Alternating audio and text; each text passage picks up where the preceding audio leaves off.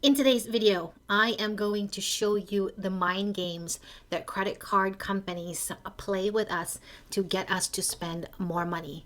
These cards and this product is one of the most marketed products out there, and you probably don't even realize it, but credit card companies have been around for a while and they have been designed so well to get us to spend more. It's part psychology, part strategy, and very, very sneaky. This video is part of a series I'm doing to help moms and everyone else learn more about the tactics credit cards use to get us to spend. If you have credit card debt, I'm going to recommend a few videos in the description for you to watch next so you can tackle that debt quickly and finally get rid of credit card debt. Thank you for joining me today here at Sisters for Financial Independence. My name is Catherine Agupjan. I am a personal finance educator and I cover topics related to money, motherhood, and everything else in between. Let's get to the tactics they use to get us to spend more. The first way they got us is called the decoupling effect, or swipe now, cry later. When you use cash to pay for something, you feel the pain of that money leaving your hands. That is called the pain of loss. And for humans, we feel loss more than we feel gain. So when we pay cash for something, it can feel real painful to have to let go of that cash. Now, when you use a credit card, you don't feel any pain, you don't feel any loss because you swipe, you give your card, or you just tap with your phone or your watch and you don't lose anything. So the pain comes delayed, comes when your credit card statements arrives a month later.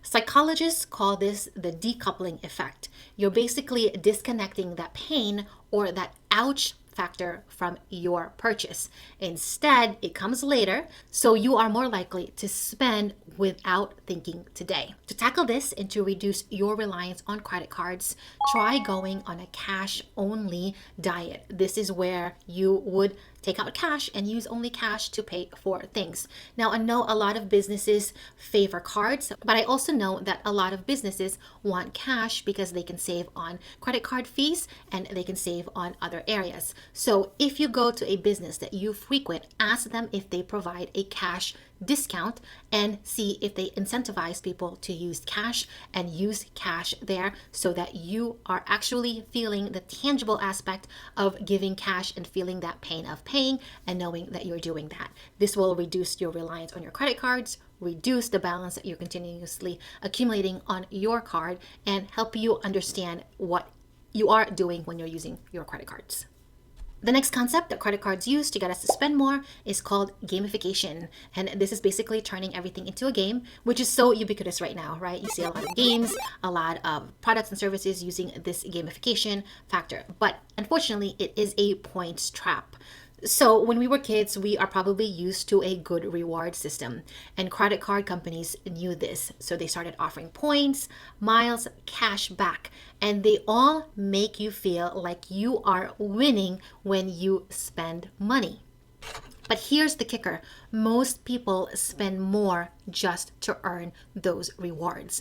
Unfortunately, the reward system for these cards is not equal for everybody. A very small percentage of people using credit cards are actually winning the cash back and the points game. And unfortunately, the rest are not and accruing interest on their purchases. So you want to be looking straight at the value of your points, the value of your miles or your cash back so that you are not overspending on your credit cards. You can use your credit card and you can use it for the things that you have budgeted for and the things that you know you're spending, like utilities. But stop there, because one of the things that we just have to be careful about with credit cards is the concept of the fact that credit cards actually create an illusion of extra income. So they can make it feel like you have extra money to spend when you don't, because it is actually your credit card footing the bill and adding interest to that. With credit card interest at an all-time high, I know many families are struggling to get out of debt, and many are trying to figure out how they even got there in the first place. I hope this video puts some perspective on how credit cards gets us to spend more, and I hope you follow some of the steps laid out in this video to help reduce your reliance on your credit cards. The next psychological trick that credit cards use to get us to spend more is based on the anchoring bias. Now, if you have ever looked at your credit card statement and seen the minimum payment due on your bill, you're going to say, oh, I'm okay, it's fine, it's not so much. But that is on purpose. The number anchors your brain to think that the debt is manageable. Minimum payment, less than 200, that's manageable. But when you actually go to do the math, you will see that your interest is adding up and you now owe more than you've charged. So the anchoring bias, specifically on the minimum payment, tricks your mind into thinking that you actually don't have as much debt, and it can be a downfall for you when you're trying to get out of debt. So when you do get your credit card statement, ignore the minimum payment amount. Instead, make sure you set up auto pay to pay the full amount of your credit card debt. That way you don't carry a balance and you don't have any interest charges moving forward. The next thing credit card companies will do is to congratulate you when you get a credit limit increase. So you might have received an email, you might have received a letter in the mail, and it says, congratulations, you've got a raise. We have increased your credit limit. And when you read those words, you will automatically feel like you're winning, like you're doing something good, that you are responsible and you are powerful. But really, when that credit limit increase comes, it's a green light to spend more. And unfortunately, our brains are wired to see more. And we are going to start mentally thinking that we can charge and buy more things with our credit card. Our brains will think that this is free money and I can start using it. So we have to watch out for these little tricks where they get us to spend more by celebrating our wins, celebrating this credit limit increase. To counteract this strategy, you want to be using your credit cards within your budget. You shouldn't be using it as if it does not have a spending limit, or if the spending limit is way higher than you normally would make in a month. The next strategy that they use to get us to spend more money is called the Denomination Neglect. And it's all about those little dollars that we spend. Maybe it's $5 here, $10 for a treat, $15 for coffee. And those purchases can feel harmless with a credit card, easy to tap and swipe. But there's a concept called denomination neglect, and this is where we undervalue small amounts when we're not handling over real cash. But keep in mind that these small amounts add up fast. I would recommend looking at your credit cards and looking to see how many of these small transactions less than $20, are in your credit card statement. How often are you doing this? Because they are adding up fast and they are adding up your balance. To combat the denomination neglect, give yourself some cash so that you can use that for the week. Think of it as a mini cash allowance that you can use for those smaller treats or extras. Commit to yourself that you are only going to use your credit card for things that are in the budget and for things that have a certain higher amount. That way you are just not tapping for all of the small things. The next strategy that credit card companies use to get us to spend more is the autopilot effect. This is all about removing that friction, removing that barrier to buy something. This comes in the form of tap to pay. It comes in the form of one-click shopping. It comes in the form of you saving your credit card info on your browser on all the websites so it's easy to buy something. Now, I know this is convenient.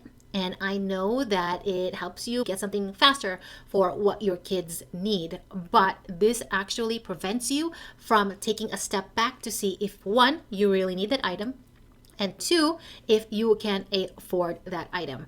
So even though we are in the modern world and a lot of the things that's come out is technology based and it's made our life easier, you have to think about why they've built that into the system, why they've made it easy for us to buy stuff, because it does all lead us to spend money very quickly.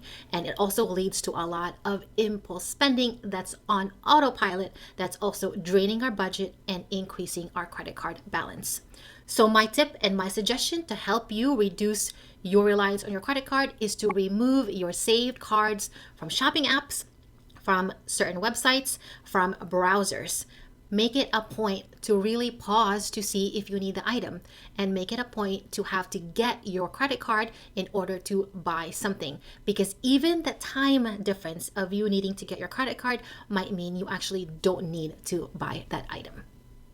And the last strategy they use is playing on our status seeking.